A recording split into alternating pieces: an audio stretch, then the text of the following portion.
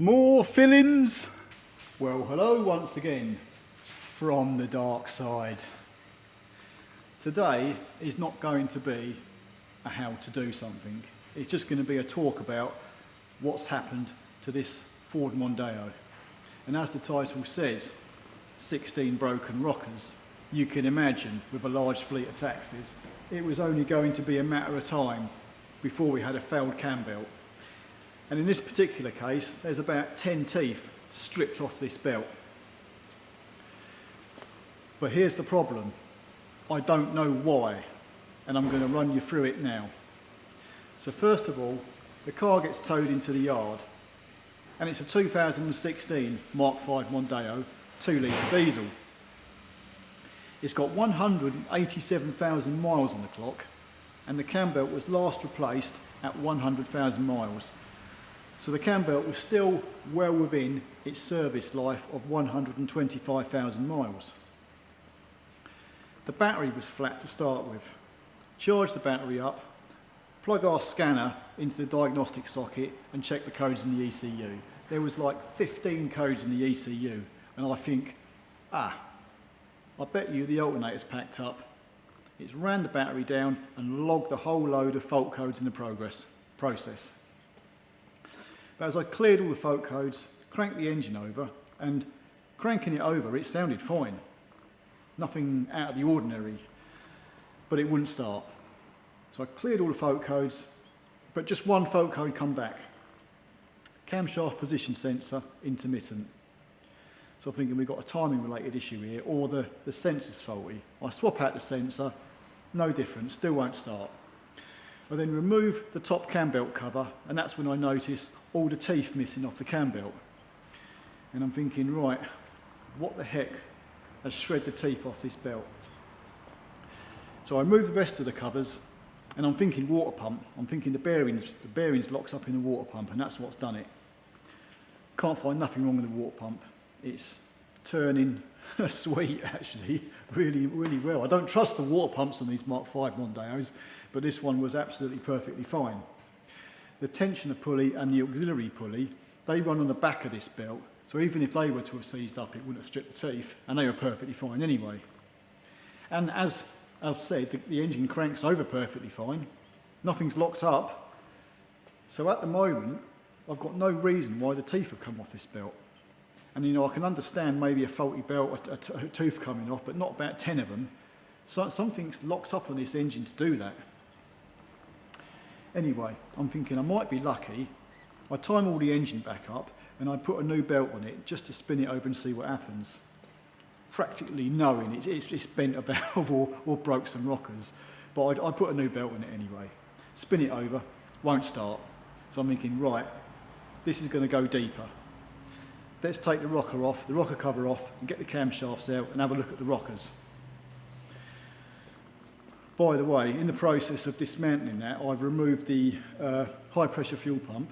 The gear was turning perfectly fine with that pump, and I've had them pumps lock up before and snap the back of the camshafts.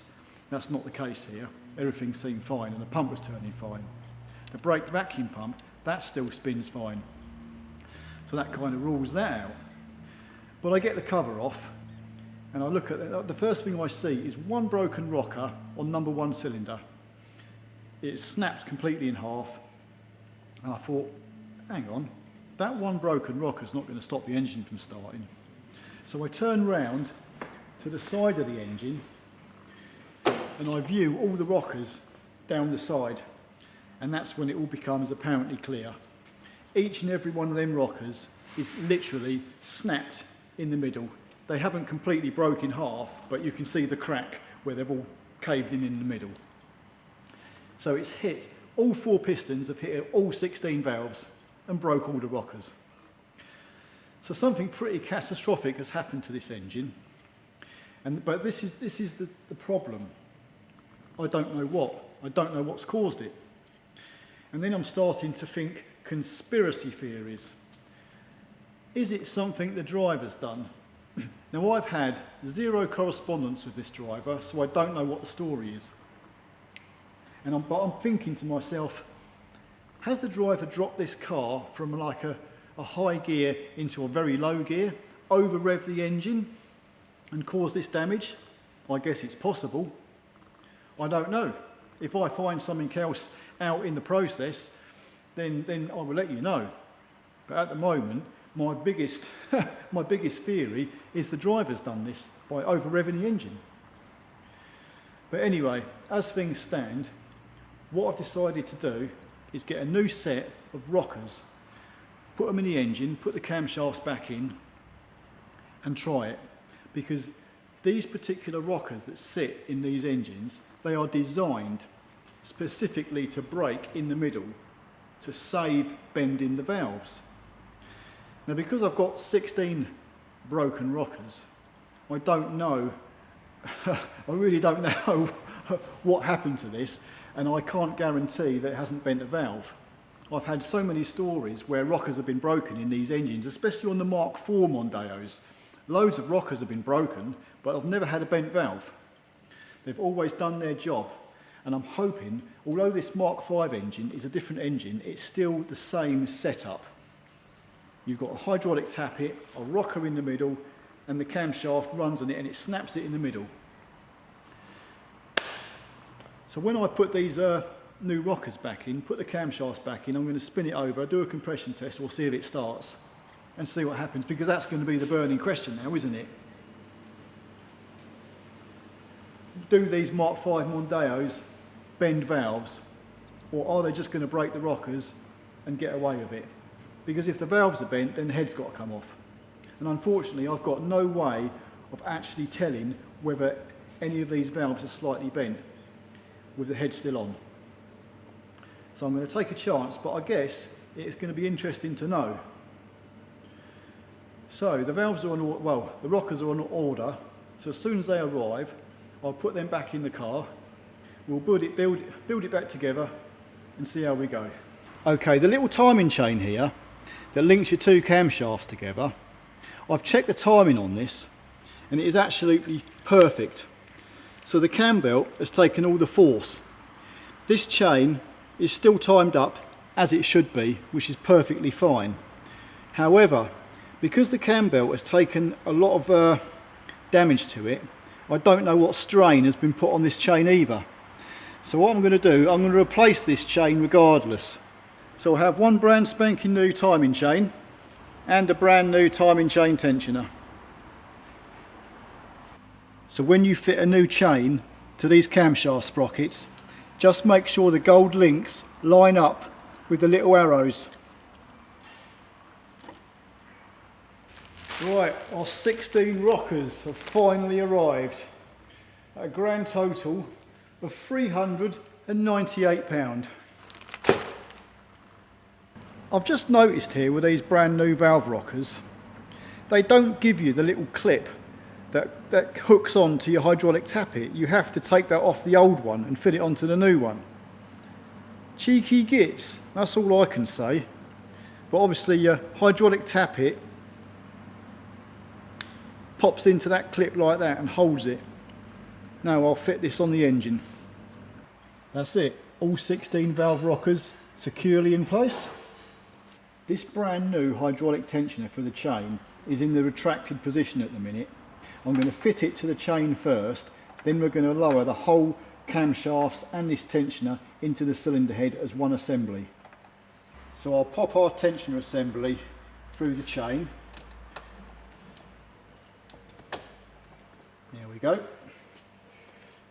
And once this is all fitted, all I've got to do is turn this little nut 90 degrees and it will release the plunger and tighten the chain. So I'll just carefully lower these camshafts back into position.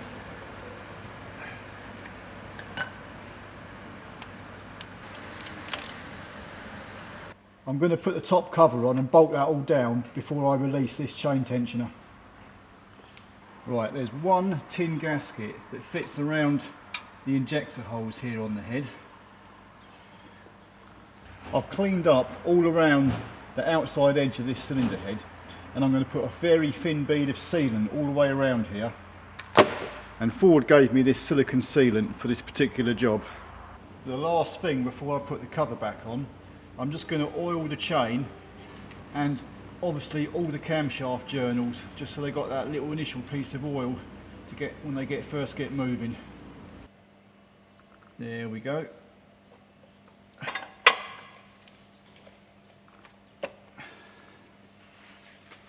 And now I have the arduous task of tightening down all 33 8mm bolts, all to around about 10 Newton meters. Flipping heck, that's a lot of bolts. So now, the next thing, if I turn this little plunger, that's it. Now that chain can be tensioned properly. Right, and before I fit the front pulley, I'll just stick a new camshaft front oil seal in place. Now your camshaft sprocket has got a little keyway in there, so it only fits on the exhaust camshaft in one position. And when you bolt it up, it's 20 Newton meters and 60 degrees. Now my cam sprocket's tight, I've got my timing pin fitted through the sprocket and into the cylinder head to time the camshaft up in the correct position. And your timing pin will dog into the flywheel. And you see where it is, just below the starter motor, set back a little bit from one of the main 13mm bolt heads that hold the engine to the gearbox. So I'm now going to connect everything back up so I can get to a position where I can actually turn the engine over. Actually, just before I connect everything back up on this engine, it might be wise to spin the crankshaft over a few times, make sure all the timing marks line up again. And yeah, the engine's turning over very nicely. So what I'll do is I'll line the timing marks back up, and then I'll carry on connecting the rest of the pipes and wiring back up. Yeah!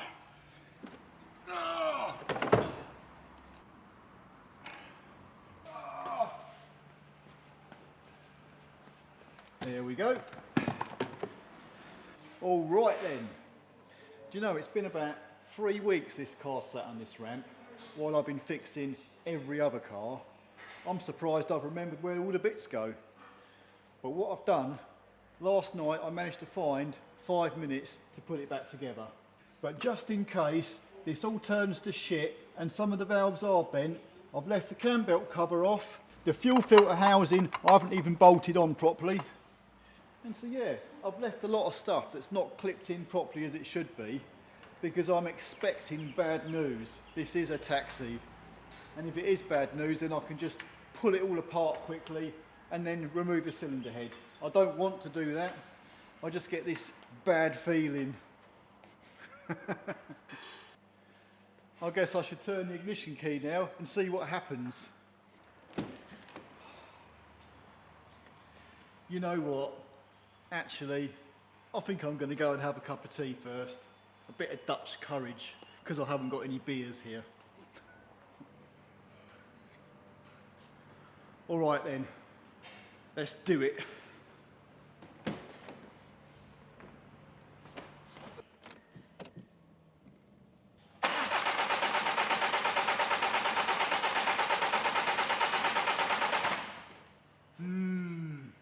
Shall we try again?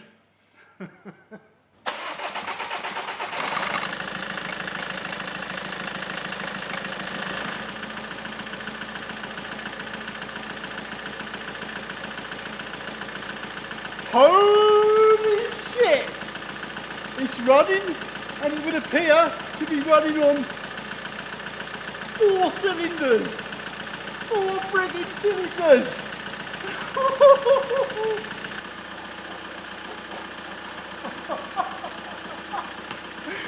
Friggin' yes!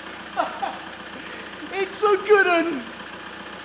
You know, but of course I knew all along that it wasn't going to bend the valves. I knew it was going to be perfectly fine. There was no problem whatsoever. The whole job was nothing more than a formality. So now we know. Even a friggin' taxi driver can't bend the valves on a PSA engine. And you know what? I know, I like to knock the French, but for once I can honestly say That is a sweet piece of engineering. Well done, Peugeot. Well done, France. You know, it's nice when things work out. Now I've got plenty of time on my hands because I haven't got to take the head off. I actually feel like a little celebration, and a cup of tea just ain't going to cut it. Yeah, I know where there's some alcohol. Come here, camera. Let's go. I know somebody who's got a little stash of alcohol. I think we should go and try our luck. See if we can scaff some. I just need to get that beer in my grasp. How's it going, non-alcoholic office woman?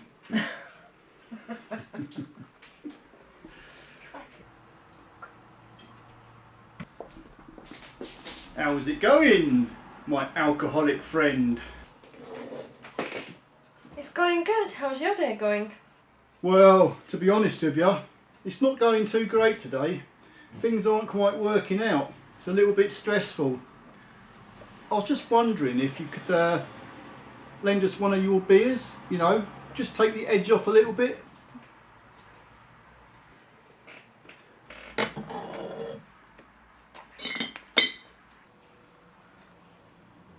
You owe me. You know what, Monty? You're an alcoholic's best friend. See ya.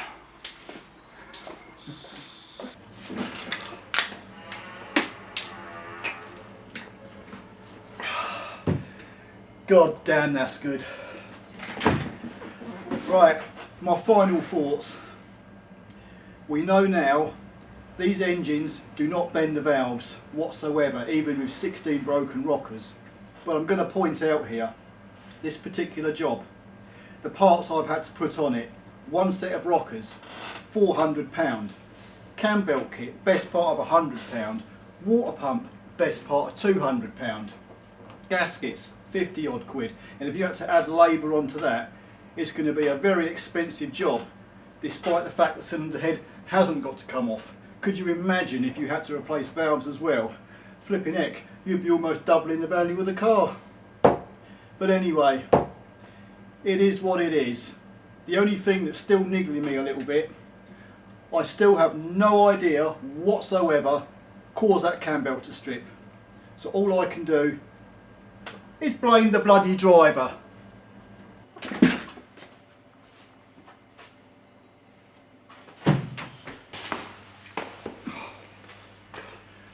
Don't worry, I've saved the beer.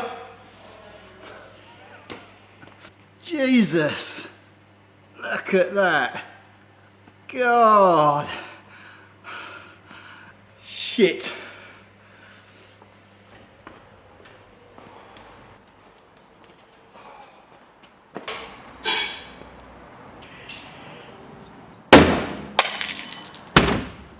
Friggin' winner.